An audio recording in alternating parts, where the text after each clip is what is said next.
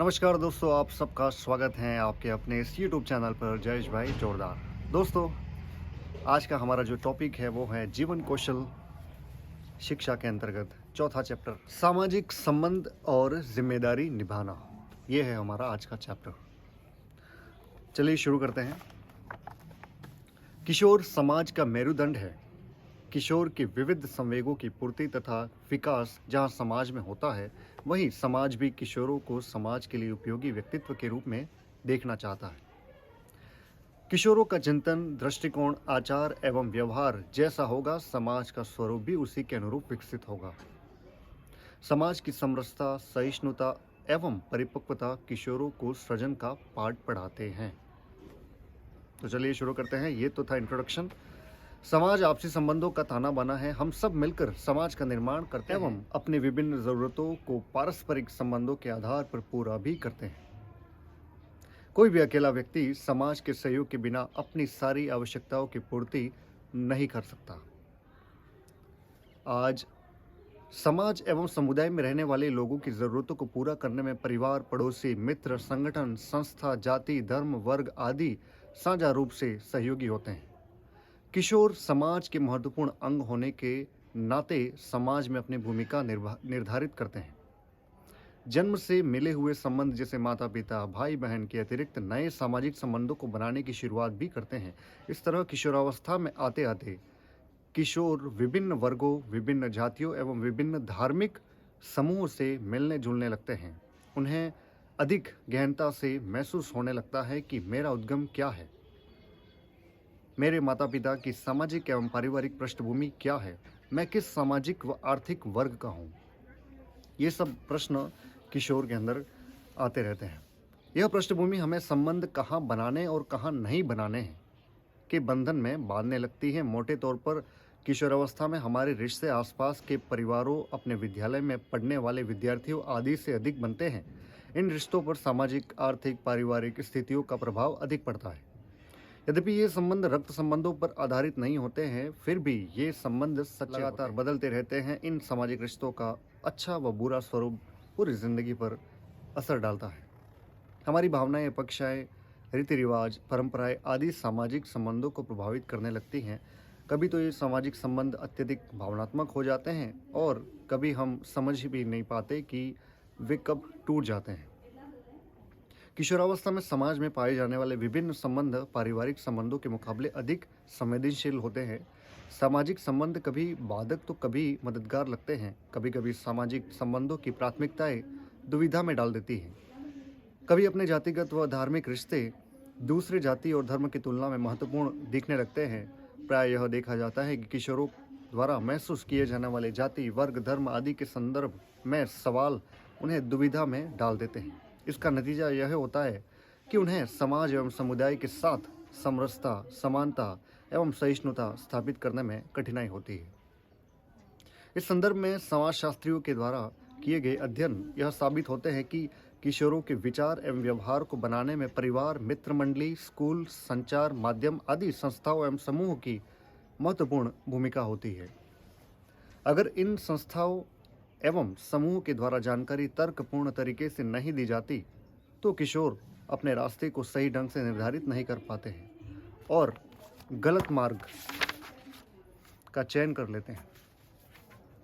कई बार यह भी देखने में आता है कि कुछ लोग किशोरों को गैर जिम्मेदार, क्रोधी, लापरवाह, फैशन परस्त व असामाजिक समझते हैं। उनके व्यवहार व जीवन शैली को संदेह की दृष्टि से देखा जाता है। क्यों होता है? उनके व्यवहार व जीवन शैली को संदेह की दृष्टि से देखा जाता है। किशोर भी अपनी इस छवि को बदलने का प्रयास नहीं करते हैं। परिणाम स्वरूप वे अनजाने में ही बड़ों के आक्रोश का शिकार हो जाते हैं। किशोरों के लिए भी ऐसे में उपयुक्त यही होगा कि वे संवाद के माध्यम से अपनी पहचान को धूमिल होने से बचाएं। अतः सामाजिक रिश्तों में किशोरों को अपनी भूमिका को समझकर उसके अनुरूप व्यवहार करना चाहिए। किशोरों के आसपास जाति, संप्रदाय, धर्म आदि के आधार पर तेजी से बढ़ती विभिन्न प्रकार की हिंसा उनके निर्णय लेने की प्रक्रिया को प्रभावित करती है। किशोरावस्था में भावनाओं का संवेग तार्किक चिंतन की क्षमता को प्रभावित करता है। अतः किशोरों पर समाज में घट रही सकारात्मक एवं नकारात्मक घटनाओं का प्रभाव पड़ता है।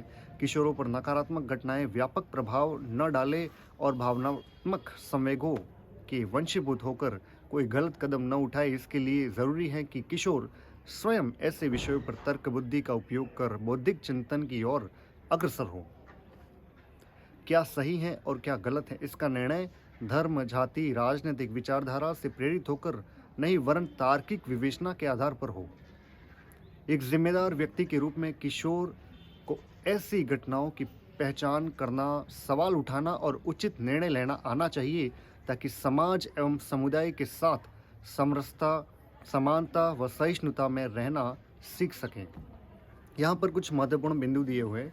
मैं अपने समाज का एक महत्वपूर्ण व आवश्यक हिस्सा हूँ, ये हमें मानना है।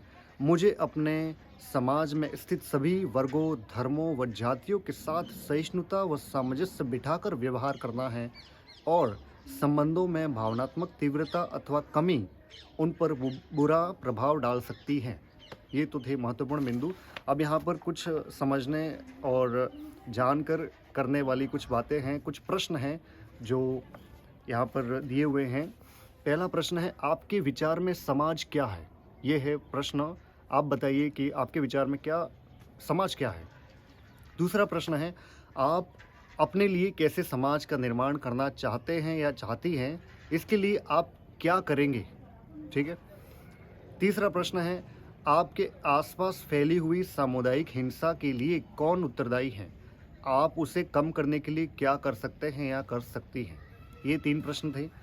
एक है ऑब्जेक्टिव प्रश्न, मित्र बनाते समय आप सर्वाधिक ध्यान किस पर रखते हैं या रखती हैं? यहाँ पर 4 ऑप्शन दिए हुए हैं। ऑप्शन ए है जाति, ऑप्शन बी है धन, ऑप्शन सी है धर्म और ऑप्शन डी है अपने विचार, रुचि और आदत। इन चारों में से आप जिसका भी चयन करेंगे तो उस पर एक और प्रश्न बनेगा कि आपने, मान लीजिए जाति का अगर चयन किया कि आपने जाति के आधार पर किसी को मित्र बनाया, ठीक है, तो आपकी दोस्ती का आधार जाति क्यों है, ये आपको उससे प्रश्न करना है कि क्यों। अपने समर्थन में तर्क देना है। अगर आपने धन किसी फ्रेंड के मतलब आर्थिक स्थिति को देखकर आपने उससे दोस्ती की है, तो आपको प्रश्न करना है कि क्यों मैंने उससे मतलब आर्थिक स्थिति के आधार पर चयन किया मित्र के रूप में। तो ये 4 अलग अलग जो ऑप्शन हैं उसको आपको चयन करके प्रश्न पूछना है। और एक लास्ट आखिरी महात्मा गांधी के द्वारा जो लाइन है, मानव की सेवा करना सबसे बड़ा धर्म है। और लास्ट एक और लाइन है, न तो कोई किसी का मित्र है और न कोई शत्रु, व्यवहार से मित्र शत्रु तथा शत्रु मित्र बन जाते हैं। ये रस्किन के द्वारा कहा गया है। तो दोस्तों आज के लिए बस इतना ही। तब तक के लिए धन्यवाद। जय हिंद।